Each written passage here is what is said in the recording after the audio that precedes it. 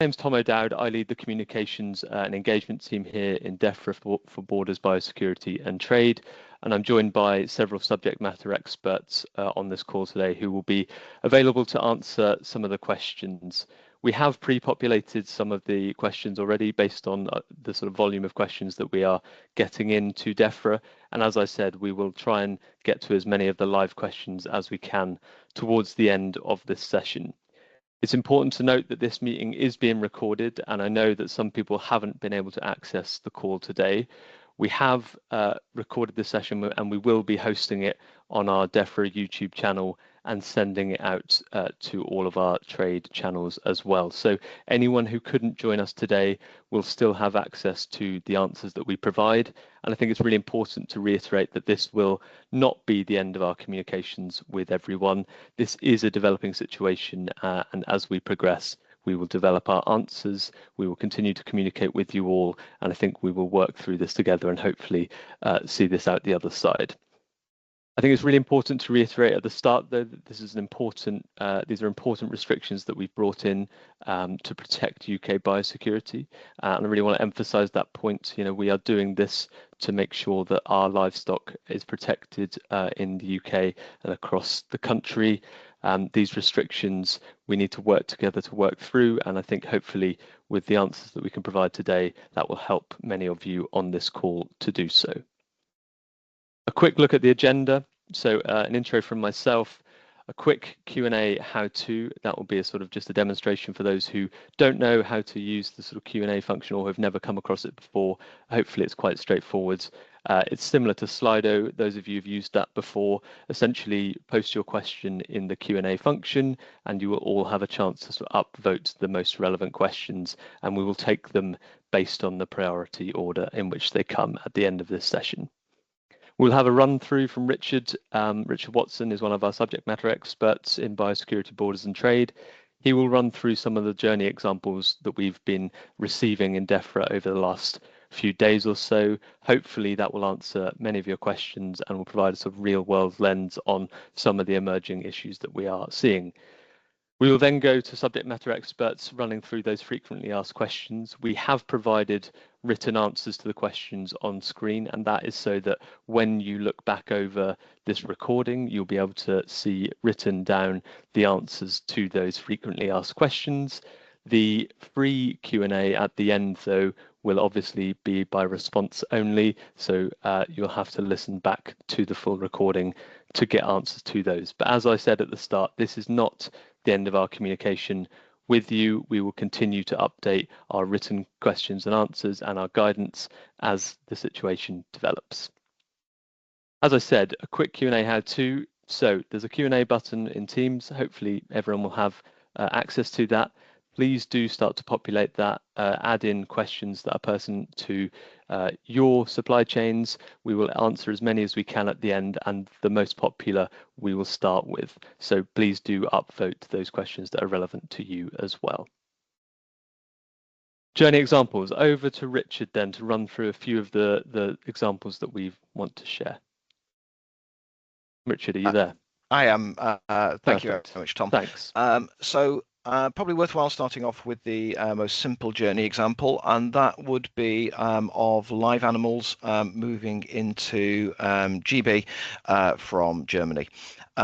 In this case, those movements would not be permitted, so there is a complete prohibition on the movement of affected animals into GB. Animals moving through Germany would also be impacted by that as well. We also can look at another simple journey map, and that would be fresh meat moving into GB from Germany directly, so that's crossing through France or any other EU country. They would also be covered by these regulations. So any products of animal origin moving from Germany directly into GB would be covered by these regulations, and they would need to be evidencing suitable processing to mitigate the risk to be enabled to be entered into GB. There are further questions around products of animal origin that originate elsewhere.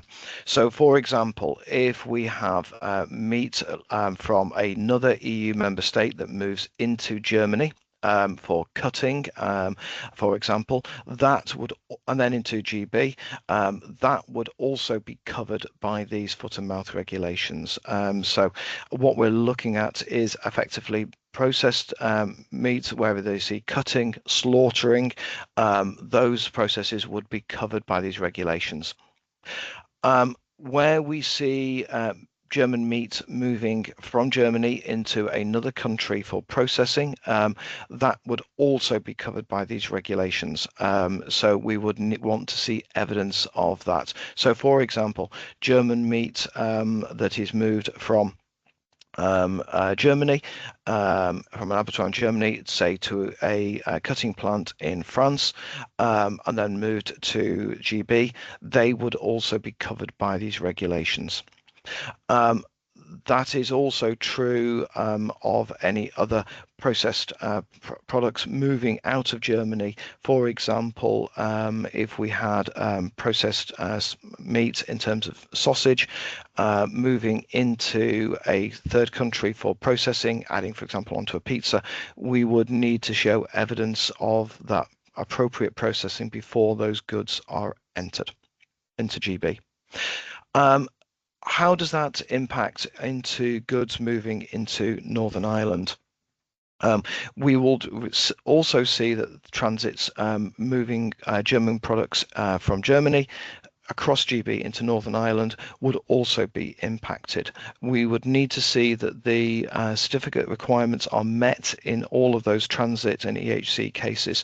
What that effectively means is that unprocessed meat, for example, and meat that hasn't been adequately treated, so for example fresh meat to D or D1, would not be able to transit across GB into Northern Ireland. However, there are separate regulations within the EU as to the movements of meat into and within into Northern Ireland and within the EU. So there is regionalisation within the EU. So meat can move directly into Northern Ireland where it is not produced within the affected regionalised zone. So those are a few examples that we can see of specific journeys. What is key in all of these is the origin of the meat itself, and the whether that meat has actually been processed. So effectively all German origin meat and meat of a third country that is processed or cut in Germany. So for example, Italian meat moved into Germany for cutting and processing would also be covered. Hopefully that helps a little bit to understand some of those possible journeys. Thank you, Tom. Thanks, Richard. That's very helpful and hopefully answers a few questions already. I think we will cover some of what you've just set out there over the next few slides, but hopefully we'll provide a bit more detail as well. So we'll now go on to the frequently asked questions, in which I will ask the subject matter experts on the call to dive in if you can answer these questions. We have got some written answers to some of them or most of them as well. So the question is, if I have meat produced in Germany, which is then shipped through another EU country to the UK, is that permitted or not? Can I ask one of my subject matter experts to answer this, please? Hi, Tom. I'm happy to step in. So Thanks, Scott Reaney from Defra. So yeah, and again, it's partly been answered by Richard in his useful summary of the journey in the couple of slides before. So if we have a meat product produced in Germany, which is shipped through another EU member state to UK, is that permitted or not? In order to be able to be shipped from Germany, it would need to be able to complete the GB import health certificate in Germany and then transit those countries. Under the current controls, it would not be possible for the German official vet to be able to sign that certificate, so those movements wouldn't be possible. Really helpful. Thanks, Scott. I think that's very clear. Let's move on to the next one. Will Germany be regionalised in terms of the outbreaks, i.e. if meat is from another area of Germany to where the outbreak is, in the same way AI or ASF would be? Scott, I think this one's for you as well. Yeah, I can cover that one as well. So we are in regular contact with the German competent authority as they're putting a lot of effort into investigating the details around the outbreak. We would consider any requests from Germany to regionalize the affected areas, but we need to make sure that we've got robust evidence to underpin that decision. We are, as I mentioned, working very closely with the German competent authority, and when that information is available and they've made their request to us, we will consider that and go through our regionalization process. Thanks, Scott. Yeah, really helpful. And I think it reiterates the point earlier that this is a developing situation and we will continue to communicate with you all as things develop. Is it only meat or all POAO? Can someone answer this, please? Hi, Tom. I can jump in on this. So this is Alex Thank Boyd, and I'm you. also from Defra.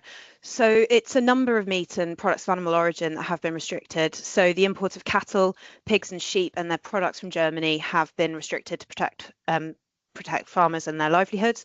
So the impacted products are live, including non-domestic ungulates. That includes ruminants and porcine animals and wild game, and also their germplasm and other all germinal products.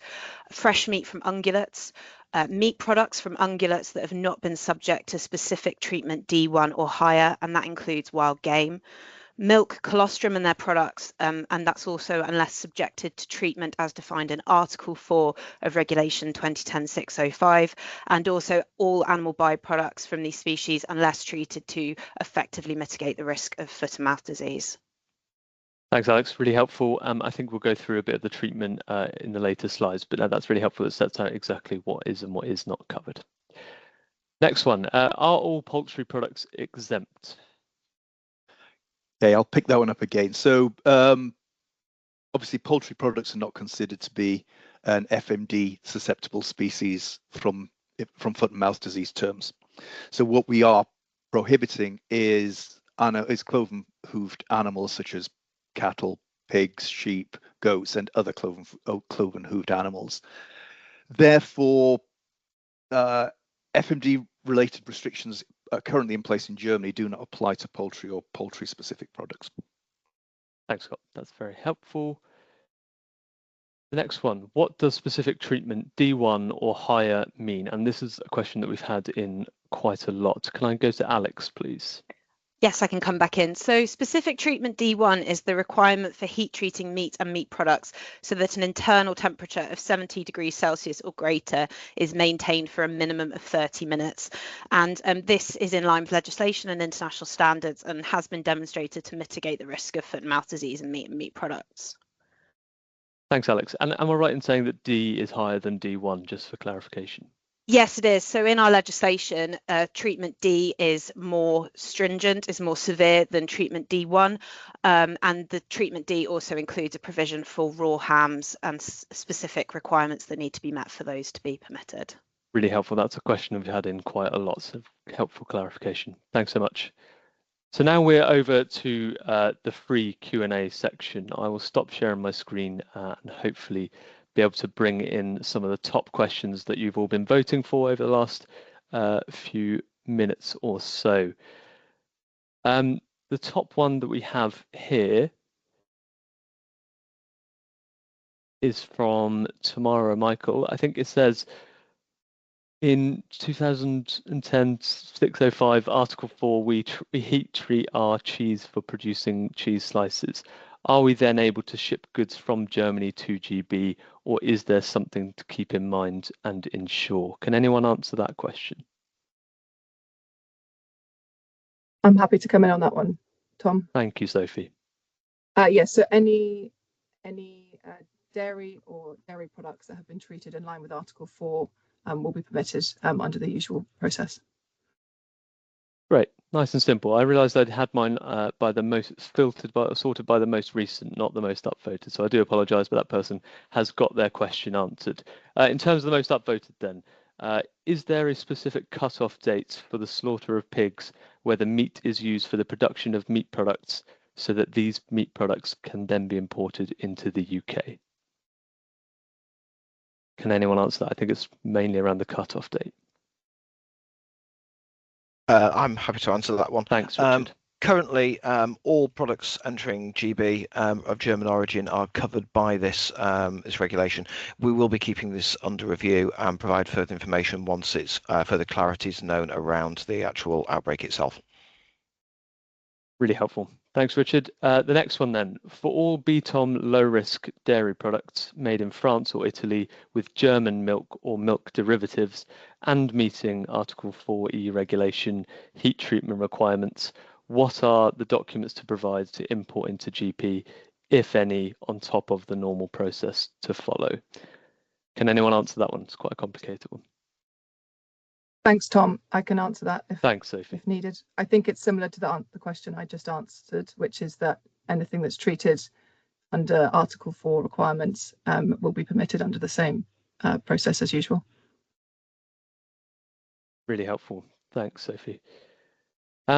Lots of dairy questions. So for butters, milks, cheeses, which are from milk with a pH of less than 7, then just standard HTST, don't know what that means, is sufficient for exemption. Please confirm. Can someone answer that question?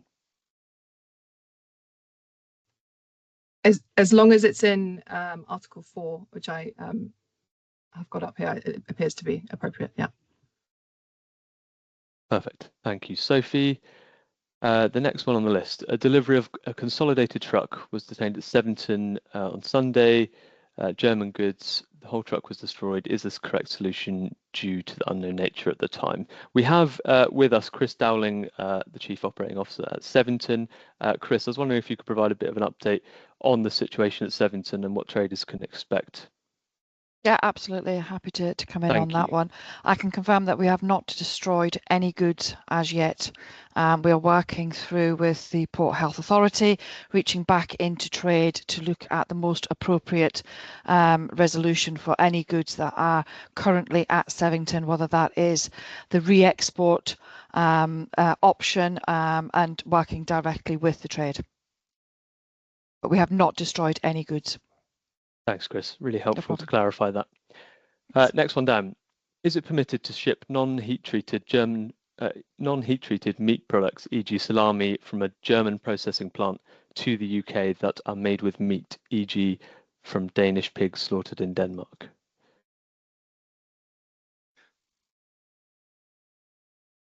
I think I can come in on that.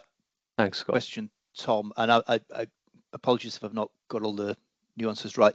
So if this is pork that is produced, that is essentially reared in a non-EU country, brought into Germany for processing and then sent over to GB and doesn't meet the processing requirements that Sophie's just spoke about, it would need to be certified from Germany, and as such it might not meet the certification requirements to be able to bring it in.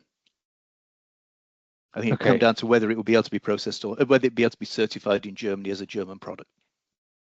That's really helpful. Thanks, Scott.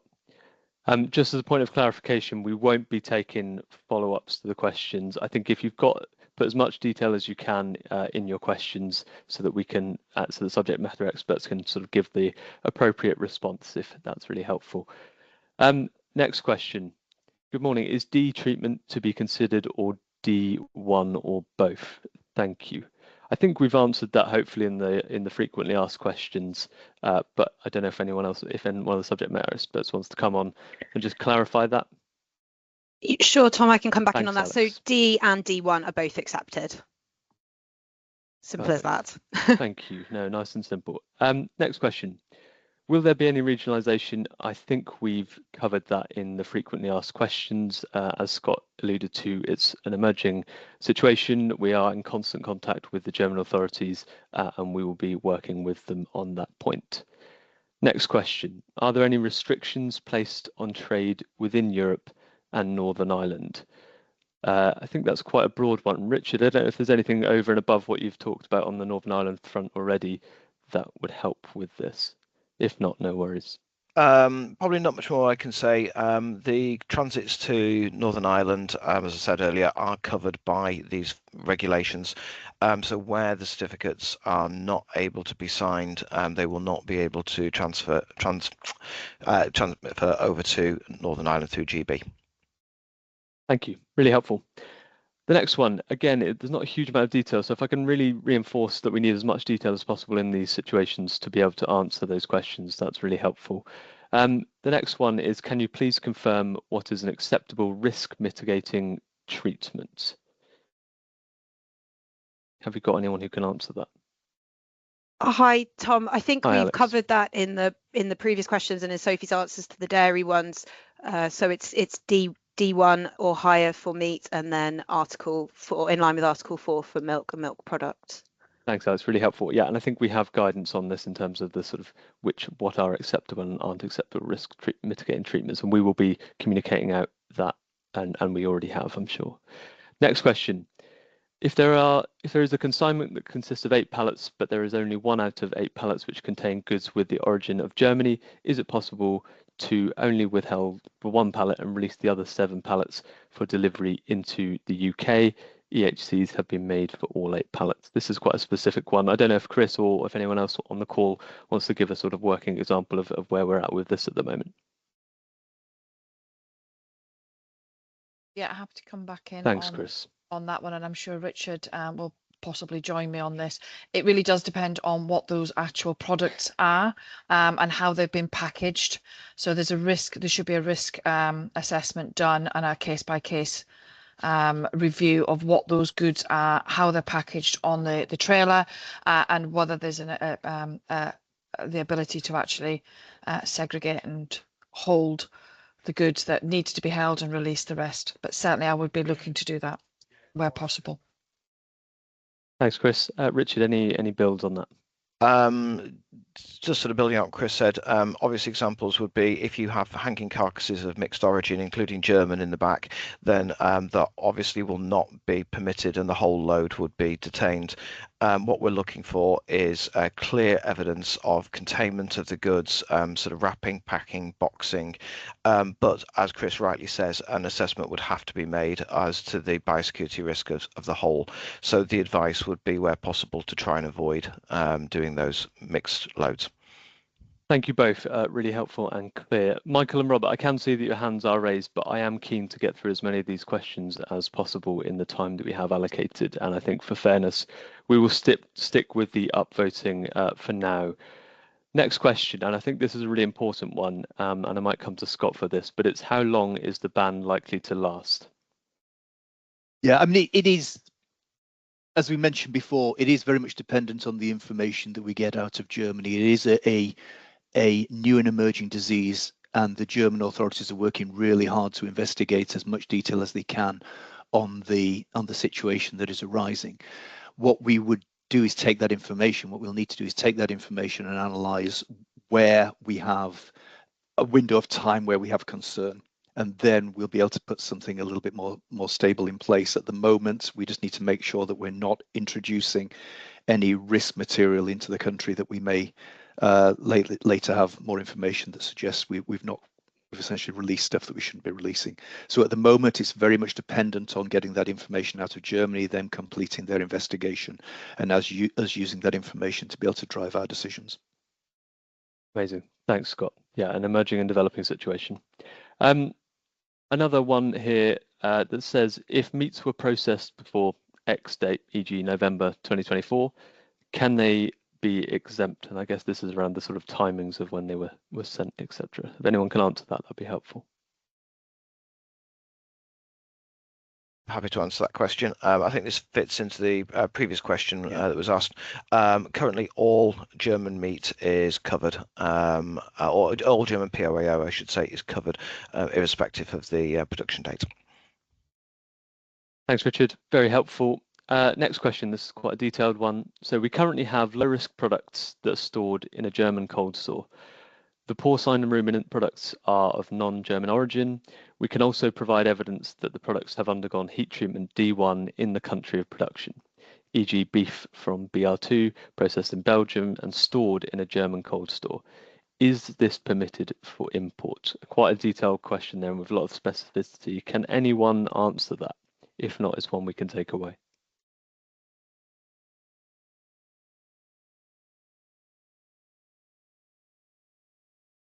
Hi, I think as long as the EHC can be signed for this, Scott, I don't know if you want to come in. Yeah, I think in principle, yes, it's right, as long as the EHC can be signed, but there's quite a lot of detail and nuance in there, so it might be one just to take away, Tom, and come back to afterwards, just so we make sure we're not giving the wrong advice around some of that. Yeah, absolutely fine. We will do. And thank you for your question, Emily. We will get back to it. Daniel, this is from Daniel. So when are we likely to see regionalisation live for German products? I think we've covered that already, so we won't go on to that. Next one as well is a regionalisation, one case for FMD. We've covered that as well. How do we prove at the BCP that the product is heat treated to, or is treated to Article 4 requirements?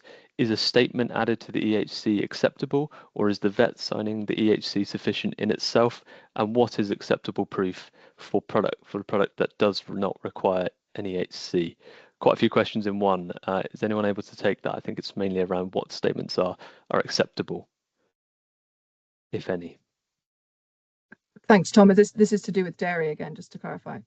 Thanks, Sophie. Well, I don't know. I don't think it says actually on the question, but if that's what you've picked up, then maybe. Okay, so yeah, any heat treatment required for any POAO will be required to be included in the certificate if it's not already there. So for dairy products, there's only one certificate under column C that can be used at the moment. Okay, thank you. Really helpful. Can you please confirm what is an acceptable risk? We've been through that. Can we have clear guidance on composite products? Does anyone want to come in on a high level sort of overview of composite products and how this is impacted by the recent restrictions? Hi, Tom, I can probably address some of this. So just at a very high level, because composites are quite complicated, the meat or dairy products need to have been treated in line with the guidance that we've been over this morning. So treatment D1 or higher for meat, in line with Article 4 for dairy. And then for other POAO, it's if more than the product contains 50% of those ingredients, and they also need to comply with the restrictions. Okay, thank you. That's really helpful. And yeah, it's obviously a complicated one with composite products, and it depends on the product itself. So do continue to submit those questions into Defra via channels that we have. We'll get back to them, the specific ones that we can where we can, and we will continue to produce guidance on this over the coming days. The next one is about pasteurization of dairy products. So we have pasteurized dairy products, brackets, these are considered low risk POAO, that were stopped at the border to enter the UK, and we were asked to provide additional documentation. What is your view on this? There is no legal requirement that additional documentation about the thermal treatment should be provided. Do then all products from Germany going to the UK need to have additional documentation to prove that they are not under the restricted products? Can anyone answer that about low risk? I can come in, Tom, again. Thank Sophie. You. So pasteurization is not considered an effective mitigation for FMDV under our UK legislative requirements. So if any products have come in under column B, which is pasteurization, then extra proof will be required to demonstrate that the product has been treated under Article 4 of regulation we just discussed earlier. Right, really helpful. Any bills, Richard, or are we just coming on screen? Yeah, probably just to say, if people are wanting to upload that additional information, they can do that through the IPAS pre-notification system. Great. And do we have any clarity on what sort of that information could consist of? Just it would be helpful if we do. We will be looking at for evidence of the level of heat treatment that has been applied as per the regulations. Perfect. Thank you. The next one from Joanne. Live animals. There has been a total lockdown for at least one zoo. No animals allowed in or out.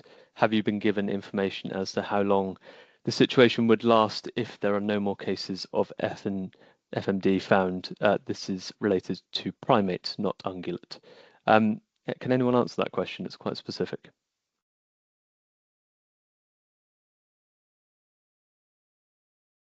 It might be tied in with the, yeah, again, it's very specific, so we may just need to take that one away, but it might, I think it will be tied into the details coming out of Germany and the decisions that is going to drive. Thanks, Scott. Yeah, I think we've covered the how long with this with the situation last point. So yeah, hopefully that's tied in with that too. Could imports of live non-ungulate animals be affected, e.g. zoo? I mean, from the above statement, it seems like it's a certain yes, but can anyone confirm that? Hi, Tom. Yes, it will depend on the species of animal that's being imported. So again, it's a case-by-case basis. So we'd need a few more details as to which species. Thank you, Alex. Yep, really helpful. And just a reminder from me, please put as much information in here as we can. I'll go back through the top once we've been through as many as we can. The next one is, are there any restrictions placed on trade within Europe and Northern Ireland? I think we've done that. Then we've got, if there is a consignment consisting of 8 pallets, we've done that one already. Low risk pet food not requiring EHCs that is processed to D1 standard. Are these still permitted for import? Is there anything else additional to add to IPAF? So I think this is around animal byproducts, and we do have a few specialists on the line. Thanks, Tom. I can take that one.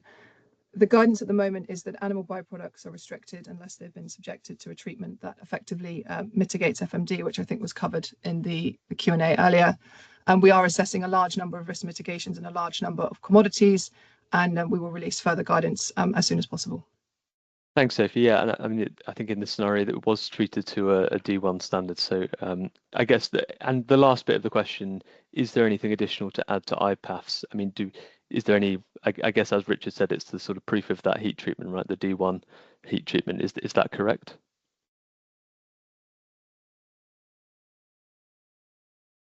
Sorry, yes, that's correct. Great, thank you, Richard, and hopefully that answers your question, Stuart. Next one. Animal byproducts, unless treated to effectively mitigate the risk of FMD, please confirm the treatments. I think we've been through those already. There's published guidance on that. I don't know if anyone wants to come in with any more about the treatments. I know, Alex, you've run through it already, so I'm not sure we necessarily need to run through that, but we have published guidance, and there is Gov.uk guidance on those treatments. Alex, do you want to add any more? I was just going to reiterate what Sophie just said. So we are currently working through a large number of different animal byproducts and specific mitigating treatments for each of those, and further guidance will be published in due course. Thank you. Next one from Jake. So this is around frozen materials. So are there any restrictions on the import of live laboratory animals or frozen material from laboratory animals originating in Germany? Specific reference to rodents would be really helpful too.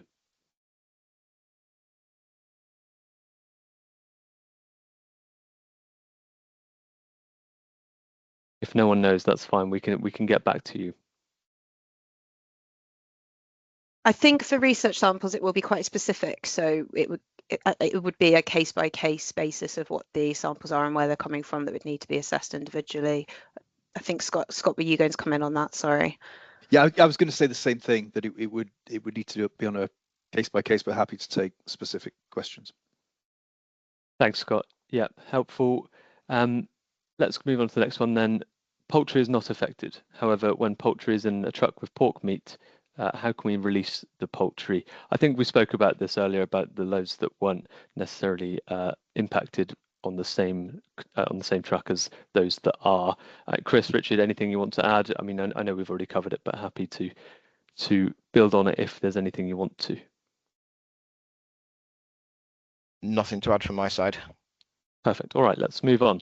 The French authorities required the industry to trace the use of German milk and milk derivatives, cream, retinate, etc., from the 26th of the 12th, date when the milk and milk derivatives arrived in the French territory, and not the production/processing date in Germany. Has any such date being defined for the UK market to figure out what stock should be put on hold or not? I guess this is a question between our approach and the French authorities' approach, but anything you could give, Scott, I guess, would be really helpful. No, I think it's tied in with the same question above. We're looking at the information, looking at the data that's coming out of Germany. We need to make an evidence-based decision based on that information that is both proportionate, but also tied into your very first comment. We need to make sure we're not accepting any unacceptable risk to GB livestock. Perfect. Thank you, Scott. Is there any update on whether an example template commercial attestation could be issued by Defra on the relevant heat treatments? Does anyone have any idea? Hi, Tom. I think we covered this before about the milk. So the EHCs will need to be certified correctly, specifying the treatment, and that treatment will need to be in line with the restrictions for the consignments to be permitted. Thank you, Alex. Really helpful. Next one. Are treatments that remove the threat of FMD, but not included under the treatments in decision 2007-777, which outlines the D and D1 treatments acceptable. So I'm guessing these are things, these are treatments outside of that D1 remit. Are they acceptable forms of treatment?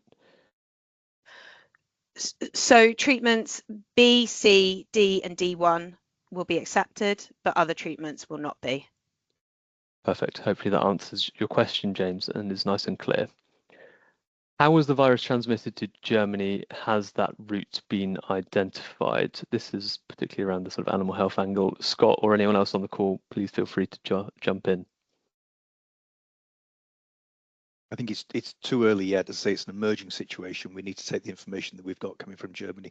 They are putting an awful lot of effort to try and trace all the various different sources and potential risk pathways. So we'll have more information. I don't know if anybody else wants to come in on that. Yeah, I agree with you on that, Scott. It's too early to say. Thank you. Thanks all. Next question. Does animal byproduct imports from Germany only include ungulates, or does it apply to all species? I assume the question is around the restrictions placed on certain animal byproducts for ungulates, but a clarification of does it apply to all species would be helpful. The restrictions apply to any FMD susceptible species as defined in the UK legislation. Thanks, Sophie. And we set those clearly out in the guidance. Yeah. Perfect. Thank you. Northern Ireland, I think we've touched on that. Can German low-risk POAO that can be imported without an EHC but with WOA mitigation treatment be imported? I think the answer is yes, and I assume that talks about the treatment that we've been discussing. But can anyone just clarify for completeness? I can come in on that one. Yes, so low-risk goods where they are appropriately evidenced to meet the requirements can be imported. Thanks, Richard. Really helpful. The next question. In view of importance of fermented salami products from Germany, will such products be covered by the stipulated D treatment that appears to only apply to raw hams? The D treatment is AW of not more than 0.93 pH or not more than 6 and a minimum of 9 months maturation. A very specific question there about salami and the treatments applied. Can anyone answer that from our side? That stipulation in that in treatment D only applies to raw hams. Okay, that's really helpful. Thanks, Alex, and hopefully answers your question, John. Does this impact low-risk POAO heat treatments dairy powder that currently comes into the UK without an EHC? I think from the answer we've given already, the answer is yes, but as long as you can prove the heat treatment, then you are okay. I mean, is my understanding correct there? I want to make sure that other people confirm that. Yeah, that's right. Thank you, Richard. Really helpful. Does impacted also meat processed before 10th of January in Germany? I think the timeframes we've covered already, so I'll skip past that one.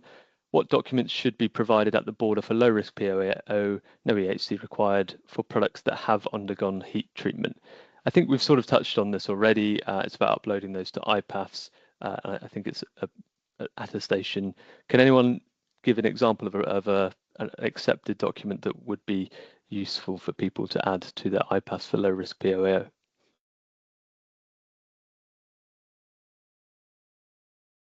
I can come in on that one. So I think what we're saying here is if we can get a statement from the company identifying what processes have occurred on that low risk commodity, specifically referencing the, for example, D1 or D, or referencing for dairy the appropriate elements of the legislation.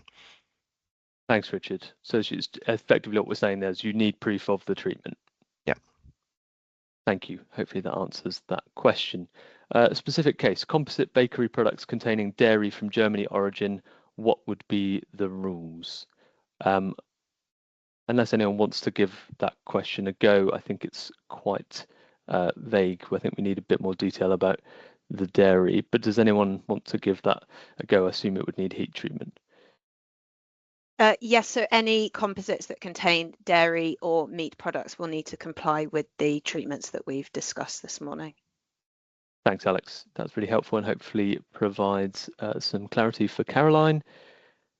Have you identified a safe date for meat products processed before the 10th of January? For example, are raw hams made from meat of animals slaughtered 10 to 12 months ago exportable to GB? I think we've touched on the time frame enough, so I'll skip past that question. It's previously confirmed that poultry is not affected. Can you update the comms to confirm the species affected by the statement animal byproducts unless treated to effectively mitigate risks of FMD? I think we've touched on the treatments enough, and hopefully we've covered enough of the animal byproducts. We've produced more guidance over the last few days, and as I said, we will continue to update that, so hopefully clarifying that point for you. I'll go back up to the top just to see if there are any final additional questions. Clear guidance on composite products from Jane. Yes, Jane, we will certainly produce more guidance as the situation develops on composite products. I think we've had some really helpful answers from the subject matter experts here. It's quite clear that heat treatment seems to be the key here, but we will definitely work through. Obviously, composite products are a really complicated area and are quite case specific, so do bear with us while we compile that guidance. How do you prove at the BCP that the product is treated to Article 4 requirements? Is a statement added to the EHC acceptable? Or is the vet signing the EHC sufficient in itself? And what is acceptable proof for the product does not require an EHC? I think we've covered that in enough detail of hopefully what is and what isn't acceptable proof. Anything to add from a BCP specific standpoint, Chris or anyone else? The question is, how do we prove at the BCP that the product is treated to Article 4 requirements? Anything we can add from a sort of live at the BCP situation? Apologies. Richard, do you want to just take that one in my absence for a second? No problems. In most cases, it would be evidence within the EHC, so the EHC would not be able to be signed without evidence that it has met the appropriate processing treatments to mitigate foot and mouth. Thank you, Richard. Really helpful. Chris, anything to add? Thank you, Richard. Thanks. Perfect. All right. Hopefully that's helpful. We've been through the dates, the slaughters for butter, milk, cheese. We've done the dairy. I think largely we've covered all of the questions in the chat as much as we can. Thank you all for upvoting. It's been really helpful to run through as much of that as possible. Are there any additional points that the subject matter experts want to raise that we think would be helpful for everyone on this call to hear that we haven't got to from the questions provided?